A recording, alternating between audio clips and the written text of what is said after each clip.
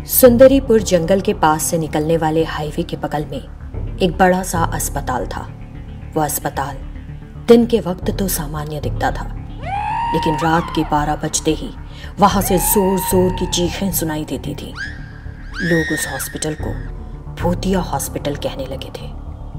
रिया नाम की एक नर्स ने उस हॉस्पिटल में रात की शिफ्ट में नया ज्वाइन किया।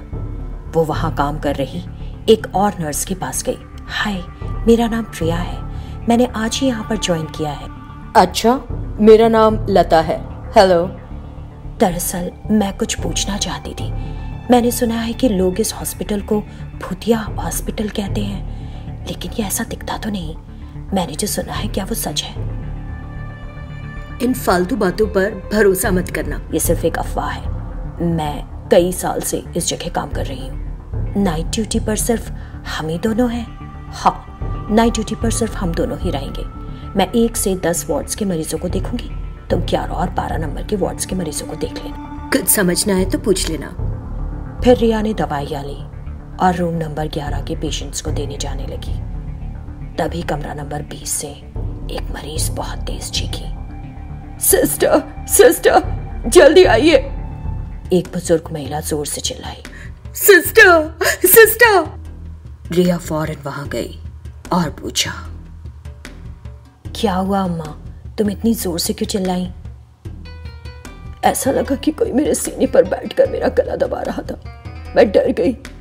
यहाँ कोई नहीं है, तुम्हारी उम्र हो चुकी है ना, हो सकता है कि कुछ सोच लिया हो। तुम लेट जाओ, मैं कुछ देर में आकर तुम्हें दवाइयाँ दूंगी। ऐसा कहकर वो रूम नंबर 12 में चली गई। जब वो उस कमरे के मरीजों को दवाइयाँ दे रही थी, उसने रूम नंबर 20 से किसी को जोर से चीखते सुना। रिया फौरन वहां गई। वो मरीज डरी हुई थी और टॉयलेट की तरफ देख रही थी। क्या हुआ अम्मा? इस कमरे में एक साया इधर उधर घूम रहा है, मैं बहुत डरी हुई हूँ। तुम यहीं सो जाओ आज रात।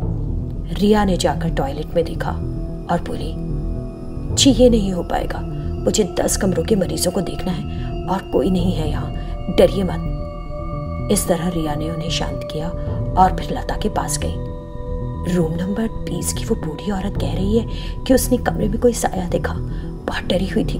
मैंने जब कमरा चेक किया, इन बूढ़े लोगों की यही परेशानी है। तुम ध्यान मत दो, हमें हमारी ड्यूटी करनी है बस।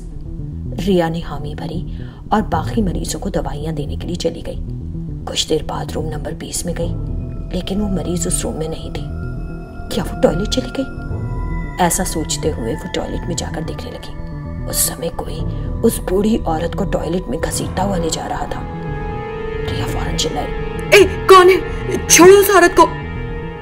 ऐसा कहते हुए वो टॉयलेट की तरफ बढ़ी, देखने के लिए कि कौन है, लेकिन उस टॉयलेट में कोई नहीं दिखा। वो कहाँ चली गई?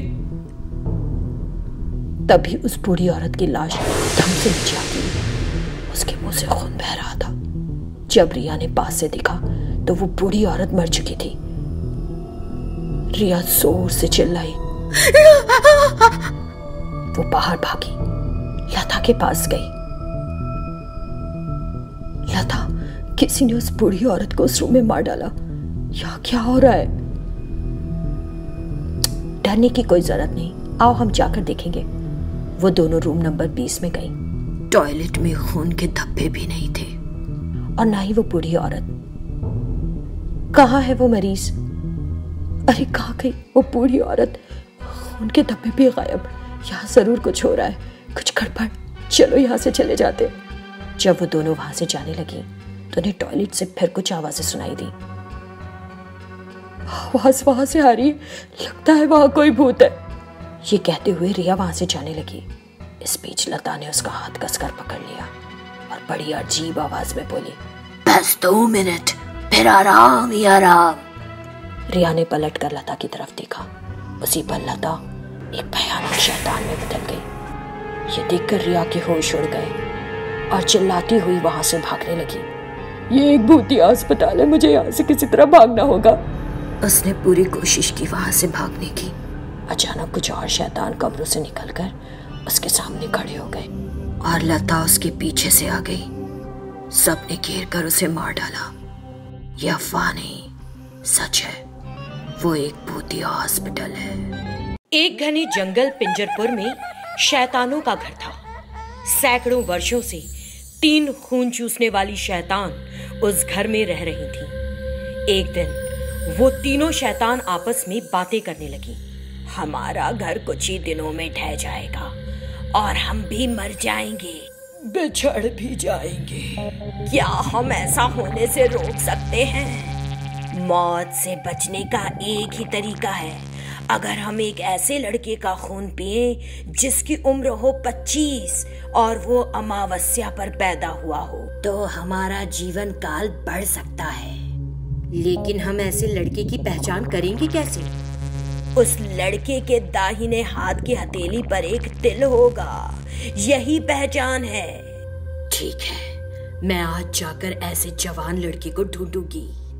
फिर उनमें से एक शैतान एक सुंदर लड़की में बदल गई और लोगों के बीच घुसकर उनके हाथों को गौर से देखने लगी। फिर वो एक फोटो स्टूडियो पहुंची।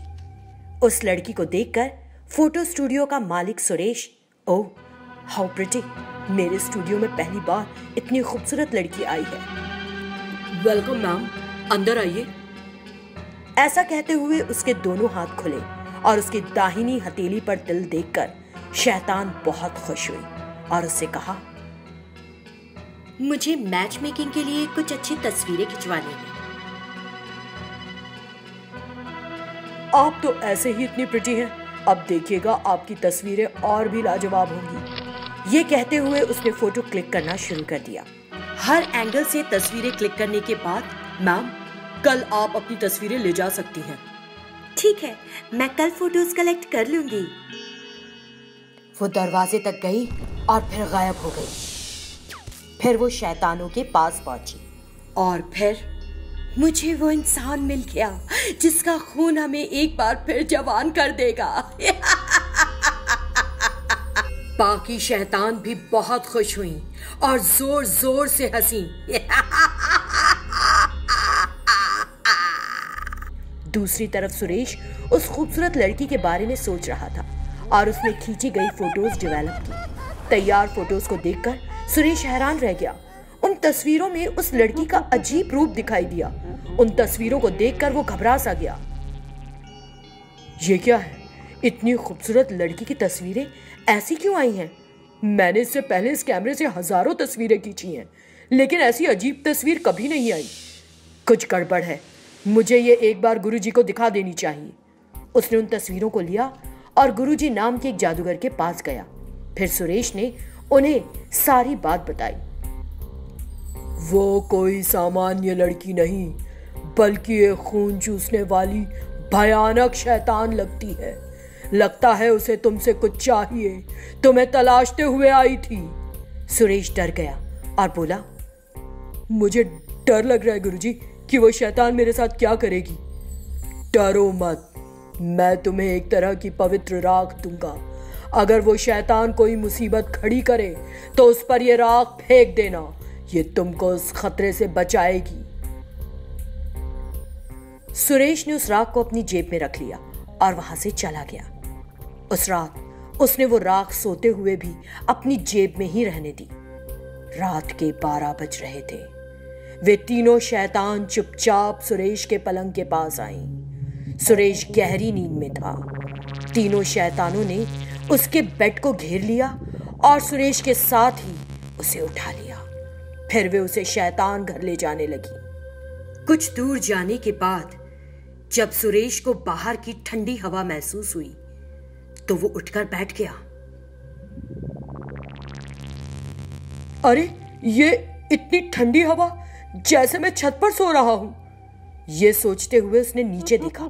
3 शैतानों ने उसके पलंग को हवा में उठा रखा था। उन तीनों शैतानों को देखकर सुरेश घबराकर जोर से चिल्लाया और नीचे कूदने लगा। लेकिन तभी उसे गुरु की दी राख याद आ गई और उसने फौरन उन शैतानों पर फेंकी। इससे